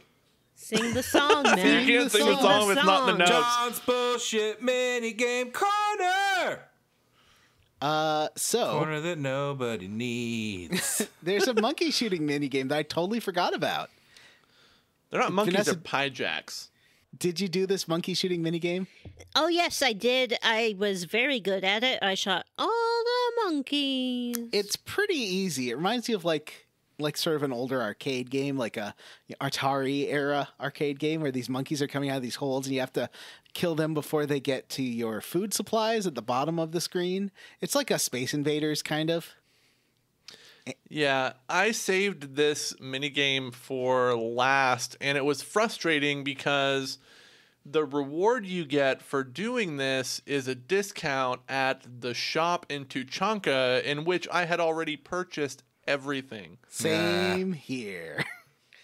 You also get a discount at Grunt's at the other. There's two shops in Tuchanka, and the other one you get for doing Grunt's mission, which I already did. So these monkeys come out of these holes, and you got this bomb, and they've got like a left arc and a right arc, which are a little bit different. But the blast radius of these bombs is so big that it's really forgiving. I don't think I got one of them through. I think I killed all the monkeys. You also get free monkey meat from that shop. Oh, yeah. Delicious. And the other mini game is you can bet on these Varan fighting. And I got the wrong one 5 times in a row. I kept betting on the red one over and over and over, and it kept losing. I'm like, no, surely this time it will win. Nope. That's how they get you. It's not really a mini game, though. It's a coin flip game, essentially. Yep. It's like these things don't have stats. You don't get to like tilt the fight one way or the other. Mm-hmm. It's just, which one of these two do you think is going to win this fight? And then you have to watch this stupid cutscene. Mm-hmm. Gamers would call that RNG. Mm-hmm. But we don't call it that. No.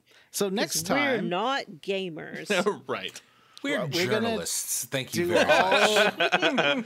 We're media personalities.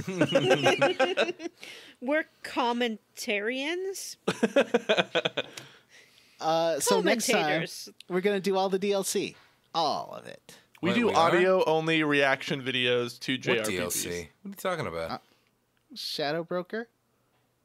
I just really want to do Shadow Broker and talk about it because it's really good. Is it that long? That's like 3 hours, and the Arrival's 2 hours. And what's the Arrival? It's another DLC. That's the video. What? Isn't the Arrival the video? There is a movie called Arrival. Oh. But that's not... But there's The Arrival, which is a mission, and I did it. Yeah, yeah. And there's also the Normandy crash site. Oh, yeah. Oh, John did that one on stream, and it was boring. All right, well, we'll see what I have. I don't know. Next time, DLC. Yeah, next time, all the DLCs. And then we'll finish the game after. We did it! We did it. Hey, do you know, should we announce what game we're playing after? Oh, we sure already have, John. On Facebook, not on the episode. On Facebook we did, but not like on the air. Oh, golly. Okay, let me get myself ready. Okay. Okay. Every time this happens, we finish a game and we play a new one. Change is scary, but I can deal with it. I'm ready. It's Final Fantasy VIII! Yay! Wait, don't I hate that game? I don't Yes. know. You'll like it this time. Yeah, you Matt, for some Final reason, Fantasy. was very enthusiastic about doing it, and you know what? I'm ready to see if he actually finishes it. I'm more enthusiastic about doing it now that I have realized that the remaster comes with a built-in power of Andraste. Oh, yeah. I've been getting very frustrated with it recently because I'm trying to do things well, and I'm not able to do it. So it's frustrating. Well, you're bad at games. That's true. So, I have a weird hang-up on Final Fantasy VIII in that it was the one I was kind of obsessed with more than Final Fantasy VII. I had it on PC. I played it a bunch. Did I ever finish it? No. Do I really remember anything about it? Not really. Remember there's a guy with a face tattoo and a girl who wants to put on a school dance? I remember it takes place at a school, which I thought was kind of cool. It's a Robin school Williams is the for professor assassin kids. or headmaster. Assassination It's like a cop classroom. school.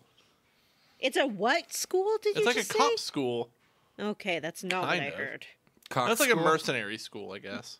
Yeah, I didn't hear the cop part. That sounded like something else to me. Well, I have not played it yet. I really need to barrel through and finish Mass Effect because I really want to start it. So I'll make that my mission, I guess, to try and. Yeah, it's got some interesting mechanics. I'm excited to hear how we all manipulate that and how we deal with all of the weird systems in that game. So it'll be fun. Mm-hmm. I think that my method is going to prove to be revolutionary and fascinating. Using the power of Andraste. That's right. Good plan. All right. Well, what's next? What do we do next? Now we talk about what we're squarely against. Yeah, I'll go first. I'm squarely against Jacob's loyalty mission. Thought it was going to be a real cut-up time where I'd get to see some funny video game shenanigans, and it just made me feel weird and bad. Matt, what are you squarely against? I'm squarely against Jacob's side mission. It was terrible. I didn't like a lot of the side missions in this one, and I've said it a bunch, so I guess I'll just say I'm kind of squarely against the writing in this game. I think it's crappy. I think they made bad choices. I think that they make edgy choices that aren't very good, and I think that it results in kind of a not very good game. I feel like the writers were either having kids or dealing with their parents, because most of these loyalty missions have to deal with something with their parents or their kids. All of them have to tie somehow into some tragic family issue. They've got a daughter that you have to kill. They've got an old student. They've got a parent. They are a parent. It's all. Yeah, I don't know. I don't really like any of it. I feel like Growing up is hard in space. We can all relate to that. I don't think any of this is good or original stuff. I think every character is just a shitty edgelordy take on a well-worn sci-fi trope for the most part, and I don't like it except for Morden, who's amazing. Jacob's loyalty quest does feels like a Black Mirror episode. That's true. Yeah. But was it well worn 10 years ago when the game came out? Good question. Matt, are we judging these pieces of media fairly? Yeah, 10 years ago By was not holding that them long. up to today's standards? It's not ripping off things that are everything. None of this. This is all shit from the 80s and the 90s and no, absolutely not. I disagree with that. I didn't say it was. I just asked the question. I'm just asking questions. Okay, Tucker Carlson, what were you squarely against? I am roundly for a lot of these loyalty missions. I think they're fun. I liked going to the club. I liked going on a heist. I liked going to court. Car wash. And I guess those were the ones I liked. A I car guess wash, yeah. I sort of also liked sneaking along the catwalks. You know, it's just something different to do. Mhm. I liked it. Mhm. You don't have to do them if you're playing the game as a lay person. But we, of course, are journalist commentators, and Ugh, we I don't had want to be to a do games journalist. That sounds horrible. it. Your number one source for RPG news. Square I get paid Roots. like $6 an hour. Now, an update on Cyberpunk 2077. It's really good. They gave us an advanced copy. They paid us a lot of money. I mean, it's really good. Sorry, we couldn't tell you until the moratorium was over. I was watching like a mashup of games journalists, quote unquote, like YouTube people, and they were like, we played 4 hours of this game and it was the most amazing thing. But we aren't allowed to show you our recorded footage. We can just show you the footage they sent us. But it was amazing. And if we say anything bad, we don't get the full copy. Mm-hmm. I did see that they are working on their updates with a hope, I think, to have it back on the PlayStation Store in February. So everyone's By going to they, have you to... mean Matt, right? Because Matt, we've revealed Matt is CD Projekt Red. Matt is CD Projekt Red, and he did make Cyberpunk, but he did it just like sort of as a joke. So Matt really got one over on everybody with that Cyberpunk. it was just sort of like a prank or joke, but he did feel bad about some people who didn't take it in the spirit in which it was intended, so he is working on some patches and hoping to get that game out there again for people to play on the PlayStation console.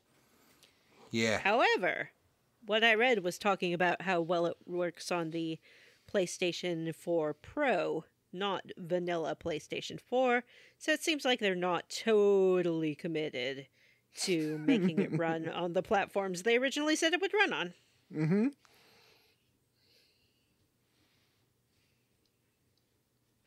What was I talking about? Level or squarely against? Oh, yeah. Jim, what are you squarely against? I went first. John, what are you squarely against? I went first. I am roundly for Kasumi's Sexy Spy Heist. It Heck was great. I think it's the It best is piece good. of DLC. Although Larry the Shadow Broker is really good too. But Did you I say really- Larry the Shadow Broker? Larry, Larry the Shadow, the Shadow Broker. the Shadow Broker? Get her done. I got all sorts of alien information for you.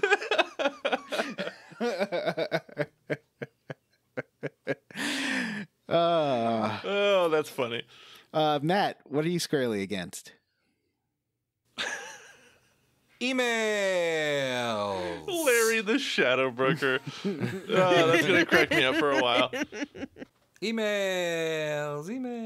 I'll read this email. We got an email. This is from Eyes of the Shifter. Shifter. Hello again, everyone. Hello. As we get Hello, Vanessa. I'm Eyes of the Shifter. As we get further into the new year, and you all get further into games, I have been seeing new success in Kickstarter games. Like the creators of Suikoden are making a spiritual successor, which is going to be awesome. So, my questions to you guys, are there any old school RPGs that you would like to get a remake? Or are there other RPGs you would like to have a spiritual successor? I have an answer, but it's not really an RPG. It's a Okay. point and click series, and it's called Darkseid. The Journeyman Project, Legacy of Time. What? I think actually the third one was only called that. It's a series of games called The Journeyman Project from your 1990s, point and click adventure games. The third one is, in fact, FMV and would be a delight to play, but is not really available anywhere. It's a series about a man who is a time cop, and he goes through time, copping around. That solving sounds crimes, amazing. This in sounds like FMV. Quantum Leap. doing time crimes. No, he goes to, like, in my favorite iteration of the series, the third one, partially because they hired a comedian to do, like, color commentary as you play the whole game. It's Was it great. Louis Anderson? No, it was a man called Matt Weinberg, who I don't know what he does now, if he's still in comedy or not.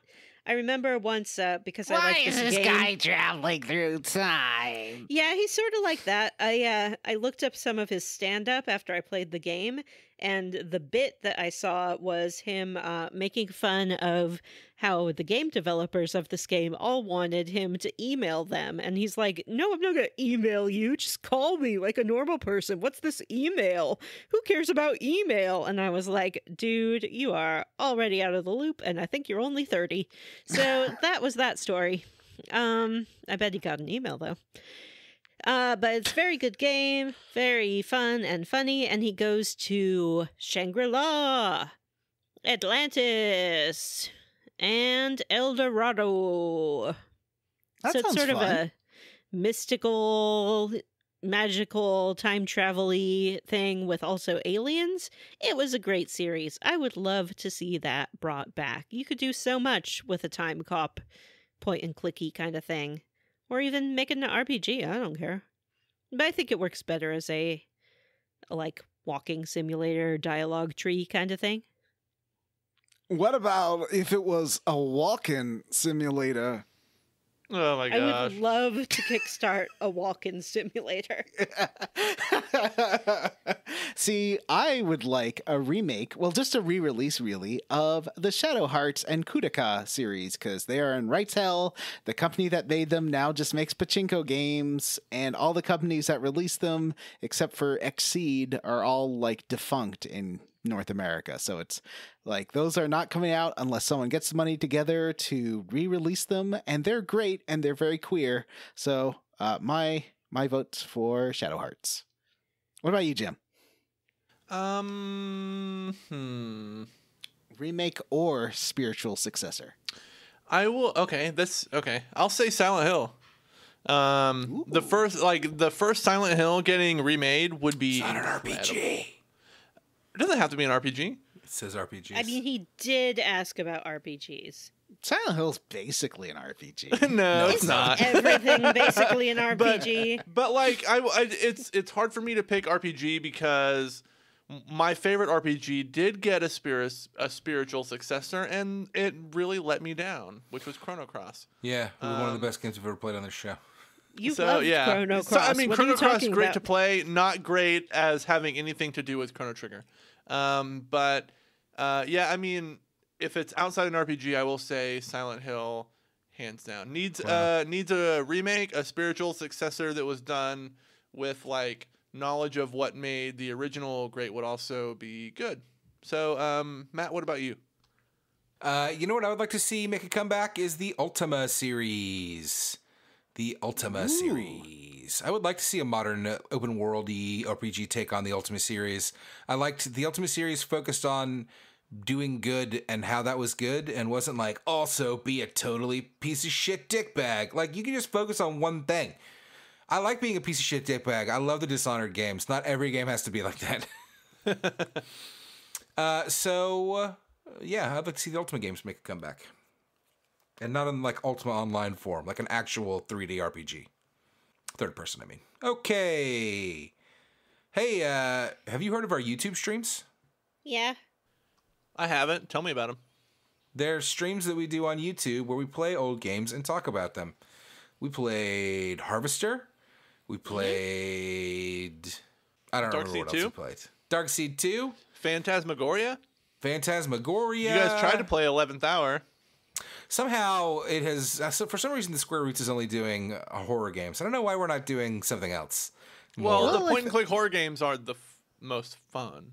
So. They're the most fun, and we also love horror. I mean, Scare Roots is just as popular as this show, and just as frequent. We also have a... you check that out at youtube.com/Square Roots Podcast. Or maybe I don't know if that's correct. Search Square Roots Podcast on YouTube. We need to figure that out. Also, we have a Patreon. Everybody loves the Patreon. It's the best thing I like that we to do. call it the Patreon because it gets you a lot of extra John content. Mm-hmm. This is I feel like people know what Patreons are, but with our specific Patreon, at our first $3 level, you get access to all of our bonus Square Roots content, which is like our Instant Classic episodes, our Square Roots Versus episodes, our older Level Up episodes, and any new thing we decide to put out in the future.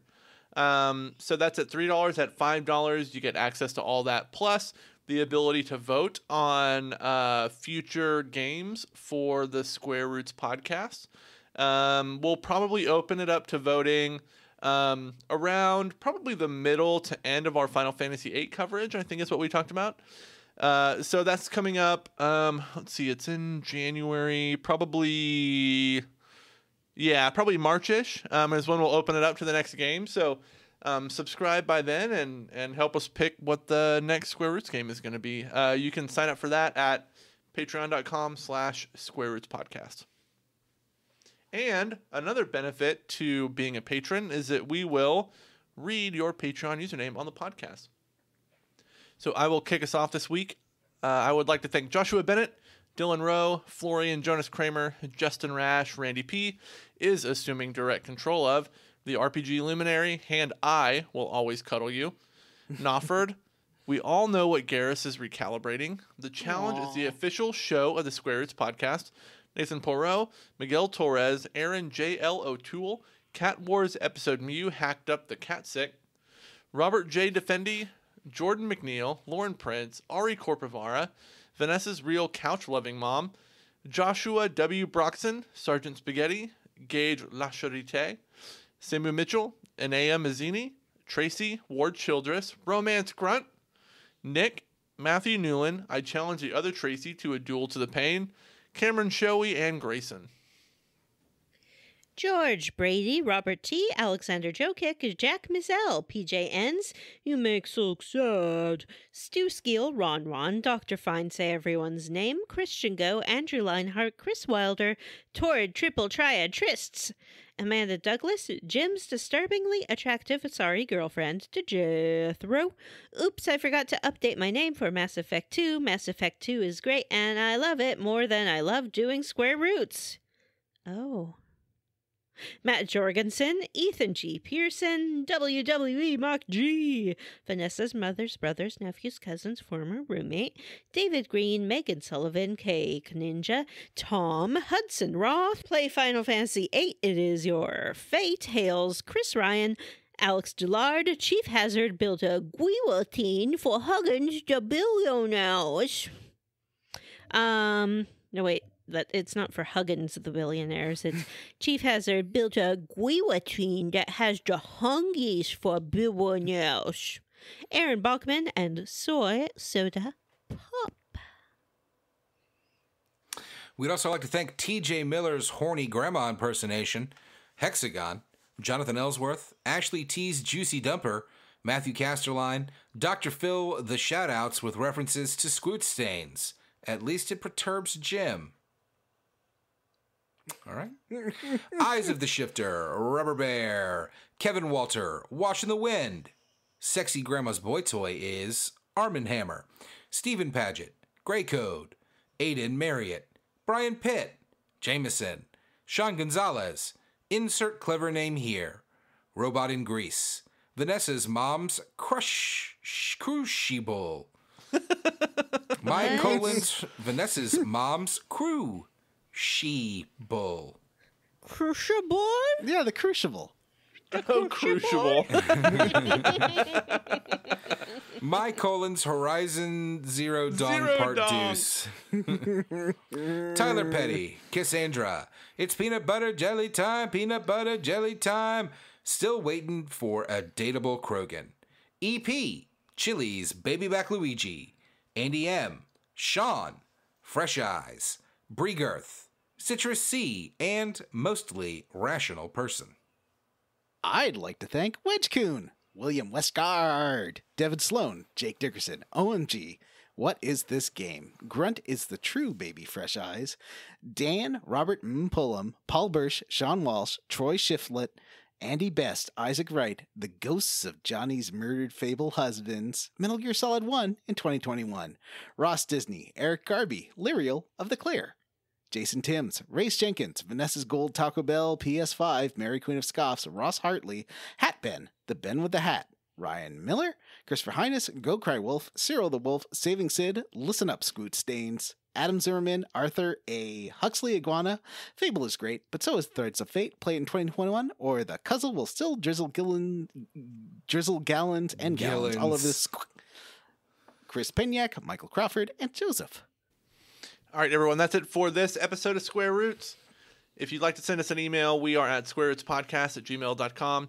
Come see us at our Facebook group, the Square Roots Podcast, for smart, cool, very attractive people, or you can tweet at us. We are at Square Roots Pod on Twitter. And don't forget to rate, review, and subscribe on iTunes or wherever you listen to podcasts. And thanks to Ro Panaganti and Lord Biff for letting us use their cover of Mass Effect 2's Suicide Mission. Follow them on YouTube. Links for all this are in the show notes. All right, for Square Roots, I'm Jim Banks. I'm Matthew Van Zant. I'm Johnny Brandon. And I'm Vanessa. Bye.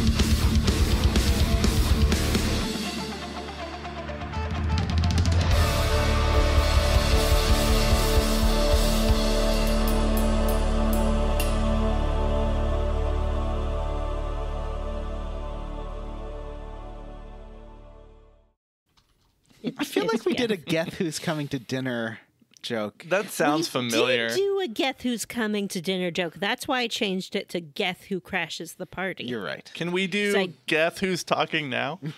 Geth Who's Talking Now. There is an opportunity later in the game to do Geth Who's Talking Now, Isn't it- but I don't want to spoil that it. different? Spoilers, Vanessa. Oh, wait, there's that's gonna be Look a Who's baby. Talking, isn't it? That not pun doesn't Geth work. Who's Oh, Talking. I thought it was Guess Who's Talking. I mean, it's sort of. No, it's not really. No, it's not.